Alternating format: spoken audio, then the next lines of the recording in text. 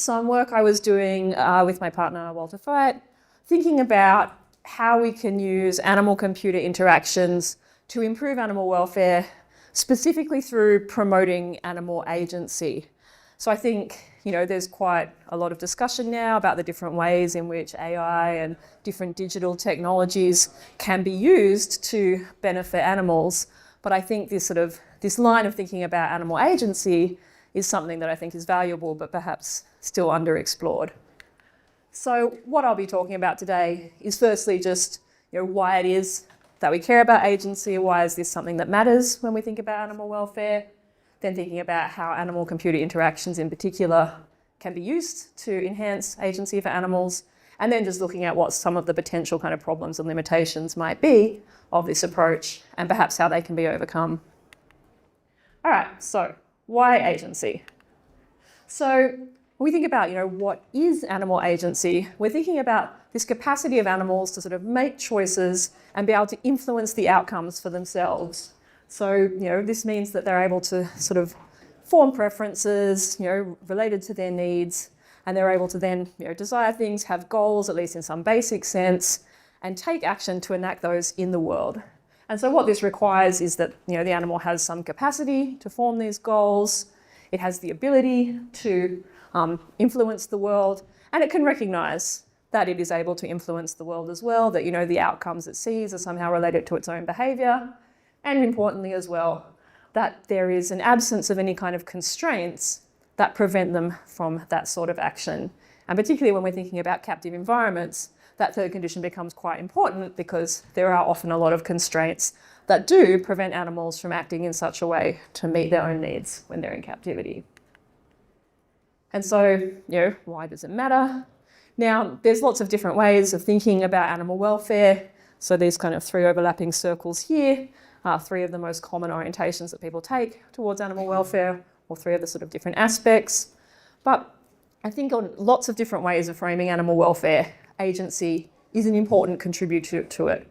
And that's either directly or indirectly. So on some theories, we might think that agency is sort of directly important to welfare, that, just the very fact of being an agent and having agency might itself be kind of like part of an objective set of things that matter for welfare. If we take more of something like an affective state approach, we might think, well, what matters for welfare is that an animal has positive states, but that agency has sort of positive hedonic states associated with it that are themselves direct contributors. And then in terms of indirect benefits, when animals have agency, they're able to choose those things that will benefit them for welfare. I mean, not absolutely every time, like ourselves, they can make bad choices, but usually, an animal that's allowed to choose between different things, say different substrates for its bedding, is then able to, select the one that in that moment it's going to feel most comfortable lying down on. So that's sort of a way that agency will indirectly contribute to welfare just by allowing animals to have more of what they want, but it can also contribute more directly as well. So, whether it's a fundamental component or whether it influences in these other sorts of ways, I think on pretty much all views of welfare, having agency is going to be a contributor to welfare for animals. And certainly, lots of research has kind of backed up this idea that there are benefits for agency, perhaps in and of itself. So my background is in zoos, so a lot of the examples I'm going to be giving are sort of zoo-based, but hopefully, as we move along, you guys can be thinking of it from the perspectives of whatever animal systems you're most interested in and thinking about how these sorts of things can apply elsewhere. But in zoos, one of the issues that we often face is that animals have on-display exhibits, and they often have back-of-house areas that they spend their nights, and they're perhaps, sort of smaller shelter areas, and that often during the day they can be locked out of those off-display areas so that people are able to see them. But what that can mean for animals is that they can sometimes become stressed if they don't feel like they want to be out there. And what this research has shown is that even if animals here, so you can see there's sort of that little door in the back there that leads them through to their off-exhibit space, even if that door is opened, even if the animals never go through it, they still show lower stress signs. So an animal that has the option of escaping when it wants to will actually feel better than one that doesn't. Even if it never ever takes that option, just the fact that it knows that it's choosing to stay and that it could choose to do otherwise is something that helps lower its stress and arguably improve welfare. we also see that animals take the opportunities to make choices whenever they have them. So some nice sort of research with laboratory primates and rodents, when they were given the option to operate a light switch that, switches the light on or off in their enclosure, will voluntarily interact with that and change the light condition regardless of where it started. So it doesn't seem like they have a strong preference, particularly for the light being on or off in those conditions, so much as they have a preference for having control over whether or not the light is on or off. They like to be able to switch it themselves. And then there's a phenomenon known as contra-freeloading, which is essentially where some animals will choose to work for a food reward rather than receive it for free. And so, animals are often in sort of zoo environments, otherwise given things like these puzzle feeders, where they're able to, do something a little bit of a cognitive and a physical challenge in order to obtain their food. I used to have a picture of this that was really nice because it had a carrot sitting on the top. I couldn't find it again, but where it was a giraffe puzzle feeder like this with just one carrot sitting flat on the top, and the giraffes were still putting their tongues in the holes in order to try and get the ones out that were inside.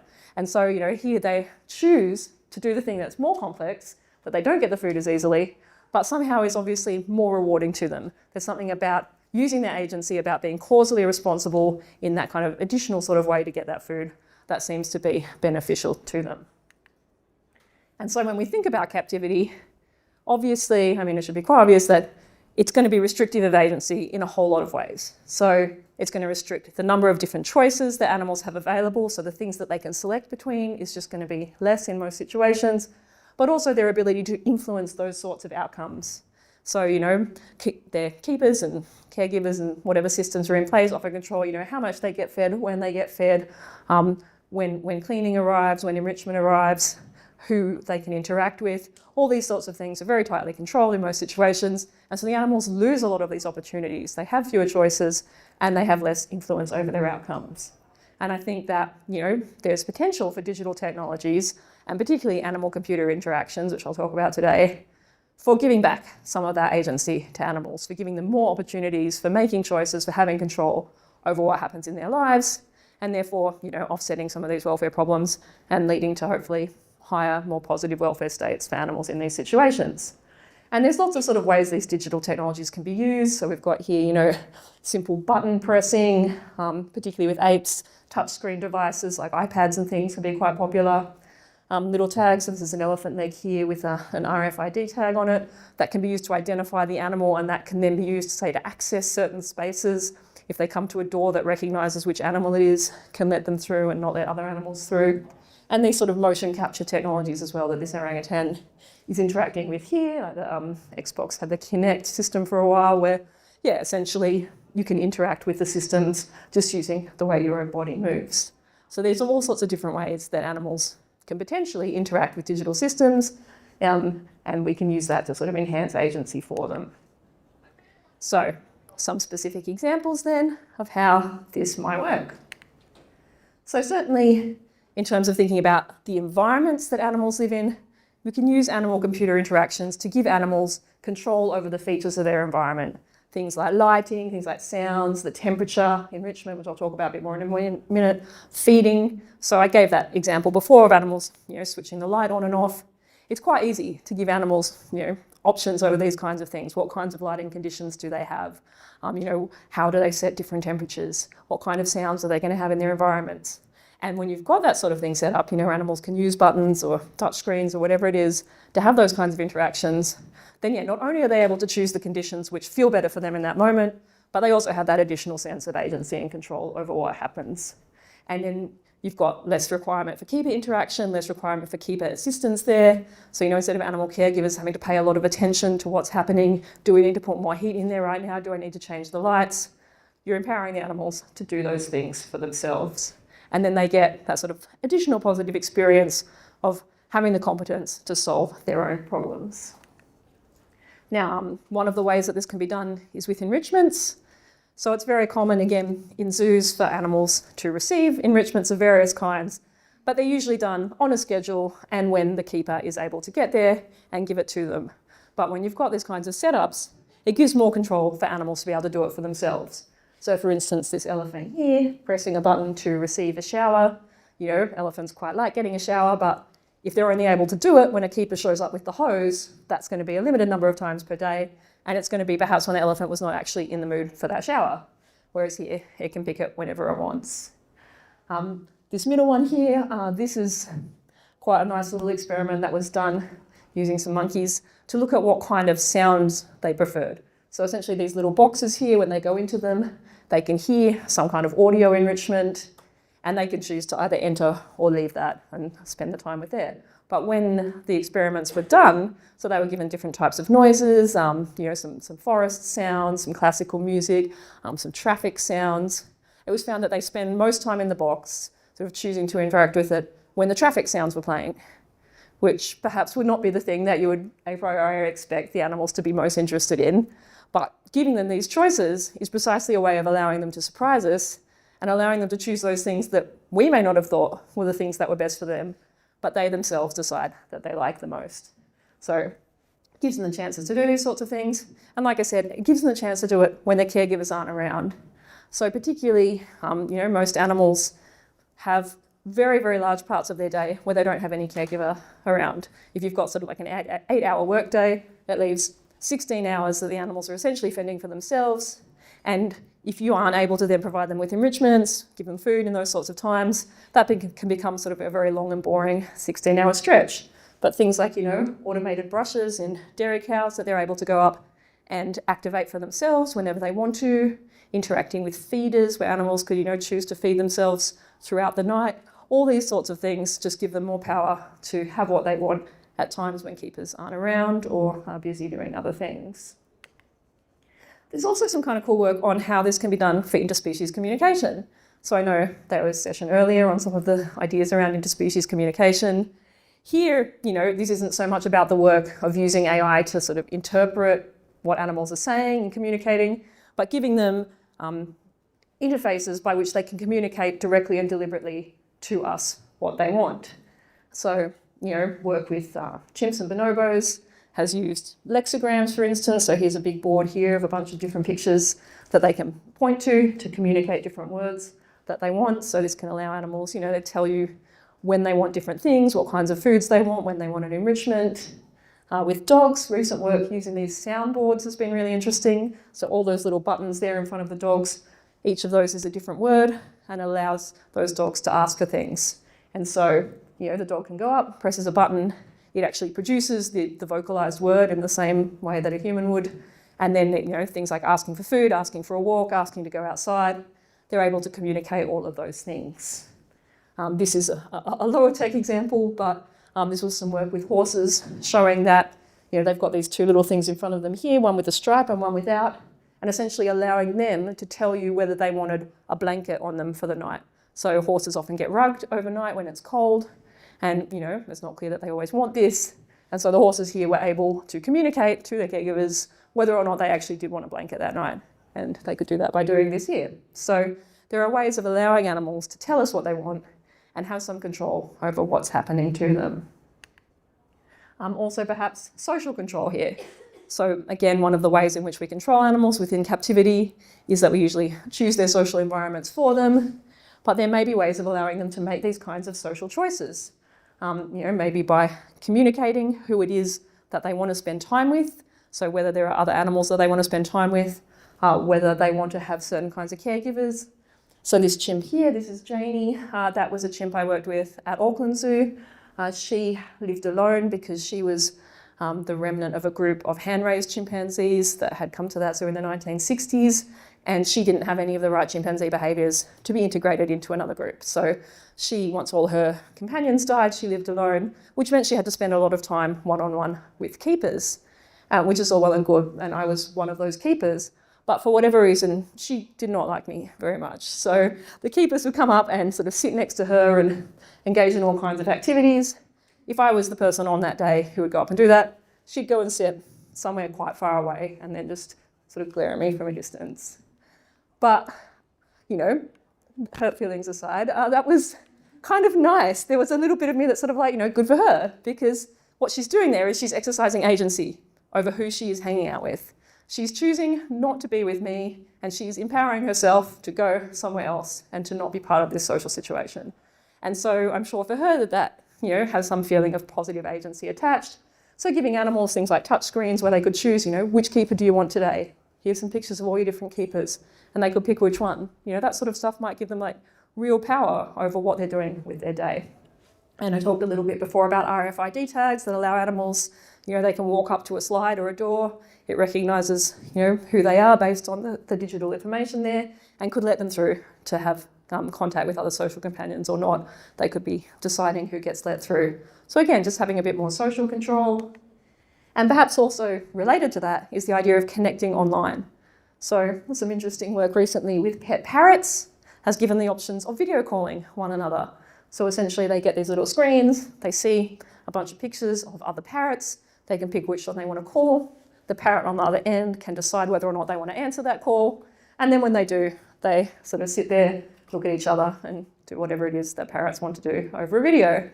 And so again, it's just a way of perhaps having animals who don't have very many social contacts, giving them a wider range of possible experiences there. Also some work has been done with dogs, allowing them to video call their owners when they're home alone, so they can press a button, get a video call to bring their owner up. So again, there's more ways of allowing them to control what their social life is like. And again, another sort of social interaction, this is more zoo specific, interacting with visitors. So here's a sort of a motion capture game where it's a little bit dark, but there's an orangutan on one side and a person on the other side of this glass. And they're actually playing this game against one another. It's like a competitive game there. And so allowing animals to choose to interact with visitors in this way, to press buttons that spray little jets of water at the visitors that go past, all these little ways that they're able to interact and have some control. And then finally, just thinking also about the benefits of perhaps cognitive challenge that come from animal-computer interaction. So this is maybe not so much about agency, but it's certainly about allowing them to challenge themselves, build mental skills. Animals almost certainly have fairly strong desires for exploring, for learning more things about the world, for engaging in these sorts of ways. So our concept calls this the seeking system, which he thinks is one of the more fundamental kind of affective systems in animal brains that drives them to learn about the world. And these sorts of computer games essentially can allow animals to do that in environments that may not provide so much novel stimulation. So this one over here, that's a dolphin in an underwater tank. And this is a sort of a whack-a-mole game. So it has to touch its nose to those fish and then the fish kind of disappear. And this here is a learning tree that was put into an orangutan enclosure at Atlanta, I think, where, again, it's just little computer games the orangutans can go and interact with when they want to. So again, gives them that sort of challenge and also allows them to build competence. So, get cognitive skills in problem solving, which allows them to face future challenges with a bit more confidence. All right, so that's, I guess, just sort of like a vague overview of the sorts of things that can be done. One of the things that I want is for the sort of people in this room to think about how could these things be implemented for the sorts of systems that you're thinking about, the kinds of animals that you work with, the kinds of problems that you think about. How do your species or how do your contexts interact with these sorts of things? What can be done? Like, there's obviously a huge range of ways in which we can think about centering agency in the ways that animals interact with digital technologies. But potentially some problems and limitations with this as well. So, a big one here is just design of the devices. So we've got somewhere in this room, Fiona, who is very familiar with these kinds of challenges. But, when you're thinking about how to design these devices, you really have to think about what kind of animal it is that you're working with there. What kind of body does it have? How can it press a button or a touch screen? Will it use its nose or its hand? Can it only do it by movement? What sort of skills does it have to learn? What kinds of limitations do they have? How easily can they break things? A huge issue with a lot of animals, that they can break a lot more things than you think they can. So it's really difficult sometimes to design these devices so that animals can interact with them in the way that you want. And so it's really important here to think about taking the perspective of the animals that you're working with, not just as a human, like what would I want to do, how would I interact with this, but as the kind of creature they are, what do they want or need in their environment, how are they able to interact with the device, and what are the things that matter to them that they're likely to want you to give them the options to have control over. So a nice paper by Weber et al. Talks about this idea of animal-centric technology design. So bringing the animals to the table and having a voice. And so this may not be done directly, you may not be able to directly give them that voice, but at least on their behalf as a proxy, not just speaking from your own perspective, but really thinking about what it is that's likely to matter to them. There may also be a worry that this kind of thing, I mean, people in this room are probably much less likely to have this sort of worry, but that there might be something bad about the unnaturalness of using these sorts of things, that, you know, it's good for animals to be more natural, to do the sorts of things they do in the wild. Interacting with computer devices is not one of those things.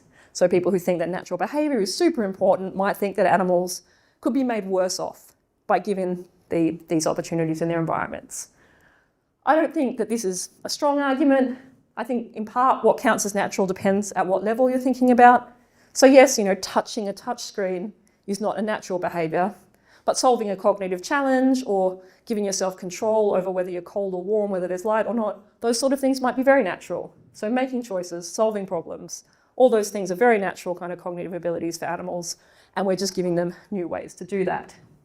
It's also just the case that not all natural things are good for animals, like very obviously predation, not good for animals, and not all unnatural things are bad for them. You know, going to the vet, very unnatural. It's really hard to make a case, I think, that that is bad for the animal there to be receiving medical care of some kind. So I think, you know, you can't take a sort of unreflective, broad-scale approach to natural behaviours, but you've got to think more about what are we actually benefiting or harming in these cases. Perhaps one of the biggest problems that comes up with this, and one of the ones that may be the most difficult to overcome, is the worry that doing these kinds of projects, using digital technologies to give animals agency in captivity, is kind of ignoring what the real problem is here. You know, animals don't have agency in captivity because of the ways we house them, because of captivity itself, because of the ways that we're using them. And perhaps just by introducing these kinds of technologies, we're doing something like welfare washing, we're boosting the credibility of captive animal industries while not making a meaningful difference to the lives of animals. So I think, you know, this is potentially a real worry. Jonathan in his opening remarks said something similar about precision livestock farming. You know, it could be used to boost the intensity, you know, the number of animals that are kept, the density of animals, their stocking densities. And if things are done in this way, then you really do see things ending up worse off. And the picture I've got here is from a project that came out about giving cows virtual reality glasses to give them the experience of being out in paddocks so that you didn't have to put them in out in paddocks anymore. A lot of research shows that cows very much value outdoor access. They really like being out in paddocks. And so the idea was, well, we can just give them these virtual reality glasses and then we don't have to worry. Firstly, of course, there's just the issue that almost certainly most of the experiences and most of the benefits of being in a paddock aren't visual for a cow. So, you know, all the auditory and all the other sorts of senses that come with that, the scents, are not there. But even if you could introduce all of those things, it seems like, you know, a bunch of animals that are essentially just hooked up to virtual reality machines is perhaps not the future that we want to see. And so I think thinking about these sorts of you know, animal-computer interactions and digital technologies as additions to what we're fighting for in terms of improving animal welfare, rather than replacements for improvements in conditions, is an important way of approaching this, going, you know, what is the actual goal? But also conceding as well that in cases where things aren't changing, you know, so if you really have a case where those cows are going to be confined for their lifetime in a barn, no matter what we do, then conceding that, well, it probably is better for them to have a virtual reality than not have it if the other things are being held fixed. So it's not always the case that introducing a welfare improvement like this is going to lead to sort of more of the practice that was sort of underpinning it. Instead, you might just be improving lives for at least those animals at that point in time. So it's this kind of trade-off, I guess, between thinking about what is actual right now, you know, what the improvements do, and what is possible, and whether these improvements really do block the path to the better future, or whether they're just kind of stepping stones along the way. And then finally, there are pragmatic constraints to think about here as well. So some of these are the kind of design things. You know, it's difficult to design these devices and make sure that they work. It's also expensive, like, you know, building and maintaining computerized devices, animal-computer interactions, all of those sorts of things. It's not cheap, and they require maintenance. You know, they break, they need to be repaired. And so this is adding additional costs onto the care of animals. And that isn't always an easy thing to sell to people. I mean, I think there are people in this room who, you know, part of our mission is to think about, you know, ways to make these cheaper, ways to make them more widely rolled out. But certainly it's an issue that needs to be faced. How is it that, you know, you can encourage people who are working with animals, whether in zoos, whether in farms, to adopt some of these technologies in ways that aren't so costly to them that it becomes prohibitive. And certainly thinking about simpler options that don't necessarily cost a lot. You don't need a huge AI computer game for every single animal, perhaps. Voluntary use brushes for cows, for instance. They're now quite widely used, not necessarily so expensive, and I think actually quite well regarded by the farmers who use them. So I think there are ways of thinking about what are the cheap and easy things to do, and also thinking about, what are the ways that we could perhaps decrease the cost of these things, help them be rolled out at scale in a way that is more affordable and that is easier for producers to involve. And then also to think about as just, this is just one option in the whole toolbox of welfare improvement. So it may not be the case that everyone has to go out and start doing animal-computer interactions in order to do good welfare. If some places where it's just not feasible to do that, small-scale producers or whatever, that it's not going to be the case that they can bring those in there. But these are one thing that we might be able to use to at least help where it's possible. All right, so to finish up then, I guess, the key sort of messages that I want to take away from this, the first one is just when thinking about the interplay about AI and other animal-based sort of other digital technologies that can be used with animals, that when we're thinking about animal welfare, we want to also be thinking about agency. So, there's a lot of ways in which we can increase animal welfare using digital technologies, but agency should just be one of the things on the table there. We can think about how can we give animals more choice and control over their environment, and especially if we're thinking about positive welfare rather than just reducing suffering, then I think agency is going to be a really key part of the positive welfare case. So keep agency in mind, and then thinking about the ways that these animal-computer interactions across a whole range of different contexts can be one of the ways that we increase agency for animals by giving them more choice, more control over their environments, and cognitive challenge as well. So these are sort of one of the tools there, but keeping in mind the importance of this kind of animal-centric approach, so that whenever we're doing design, whenever we're even just at the planning stages, thinking about what is it that these animals are likely to want in their environment, and it may not always be the things we think of. Like I said, we don't necessarily think that monkeys like hearing traffic noise. Turns out they do. But giving them a wider range of choices is a nice way of allowing them to select for themselves what's important for them. All right, thank you. Awesome stuff. Really, really fun and interesting and valuable. So this is maybe a slight provocation, maybe it's just an objection you could have to the list of objections you deal with. I'm thinking about sort of limitations of revealed preference theories in humans.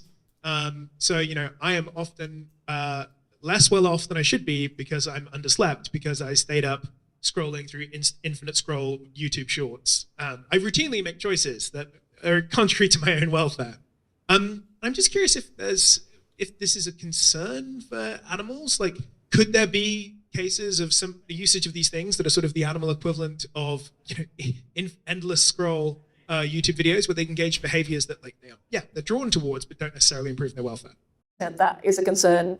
Animals don't always make choices that are good for themselves, obviously, and short-term interests and long-term interests very often come apart from each other.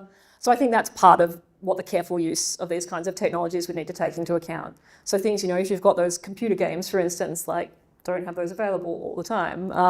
If you're giving the animal control over their light conditions and they're just flicking it on and off all the time, and maybe, again, it's not very good for them to have the lights on all night if they're going to be doing that. So I think, there's still a role for a sort of kind of paternalism in here, but one that's done carefully, making sure that what you're thinking about, again, is the long-term welfare interests of the animals. So I guess, one way you can do that is to constrain the choice set so that they can only choose between things that are not terrible for them. So if they're able to choose their favourite food for the day, it's not like they can just choose 15 bananas and nothing else.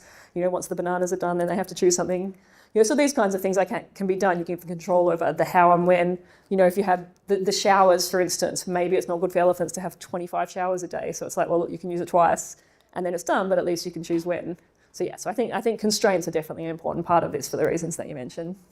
Incidentally, I think what you're saying in response to Henry's point there should be really salient and a really prominent part of this, that it's not necessarily that clear what an animal-centered approach means. One of the really crucial things is to distinguish wanting and liking and make sure we're not making the same horrible mistakes we've made in the human case of conflating addiction with enjoyment. It seems really, really central. I wanted to ask about something else, which is, a lot of the current technologies are not deploying AI as such, but we can expect AI to become increasingly a big part of this area.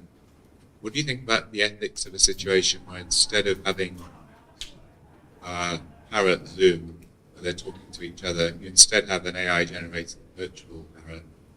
You give animals opportunities to engage with virtual consciousness. I don't see a problem with that. So, I mean, this is coming from my background commitments as someone who's quite strongly sort of hedonic welfarist, that, you know, they don't know, they would never know, and if you've got something that's good enough, then perhaps, yeah, that might even be better than the sort of, you know, calling another parrot that's not going to answer the phone call. So I think in terms of like the benefits to those animals, then that sort of thing's going to be fine. And that might be one of the really kind of cool ways in which you can use AI for these sorts of things, in which, you know, that kind of complexity is going to really help here.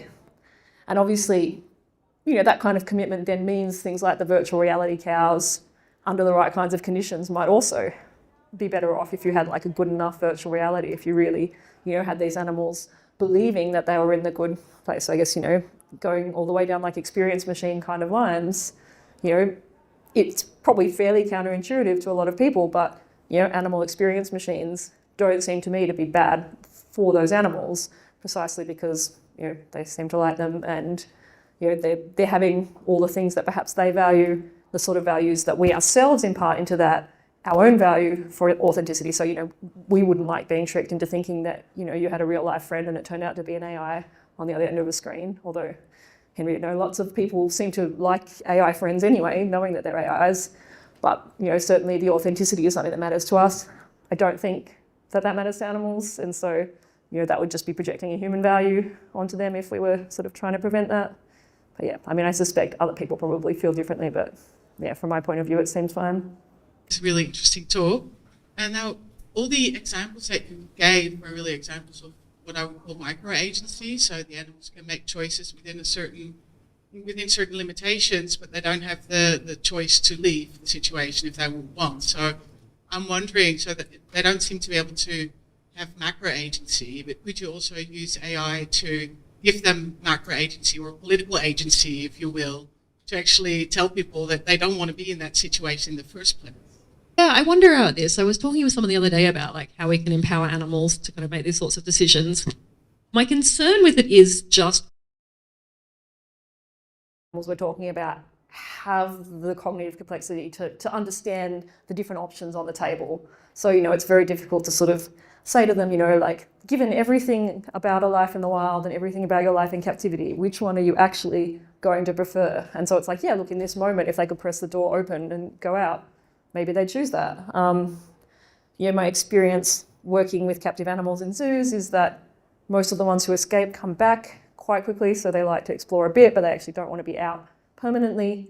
But yeah, I think being able to conceptualize the different options is a big part of having that kind of agency, and being able to, you know, if we were to give animals kind of political representation, be like, well, yeah, maybe they can choose, without being able to fully conceptualize what the options are and what the implications of those options are, it perhaps wouldn't be kind of macro agency in the meaningful sense. So I guess a big part of that kind of project would be thinking about how much can they conceptualize and what can they tell us, what can we infer from that about, you know, and this sort of comes from the sort of something Henry was just saying, how much are they just reflecting their very immediate wants versus something that they value on a larger scale. Very interesting, thank you so much for the talk. Something occurred to me when there's this use of technology for the communication. It's especially in the case with dogs, it's centered on human language. So they learn to communicate certain limited words and ways.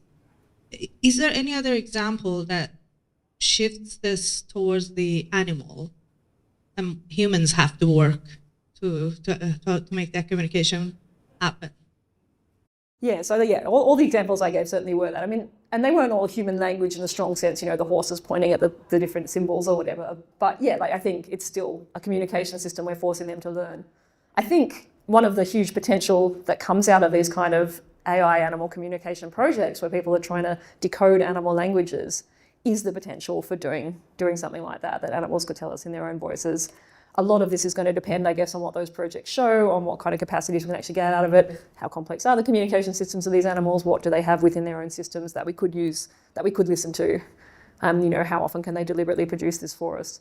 But yeah, definitely I think that would be a really cool sort of downstream effect of this, is that not only do we hear what our wild animals are saying, but we might provide ways of communicating, and perhaps back and forth as well. So, you know, if you had ways of communicating to animals, what was going to happen? Maybe this speaks a little bit to Bernice's point as well. You know, communicating to them, like, what is happening and why, well, maybe not why, but, you know, what is about to happen, and having them choose assent to certain sort of things based on that, then that sort of thing might be really cool as well. Thank you.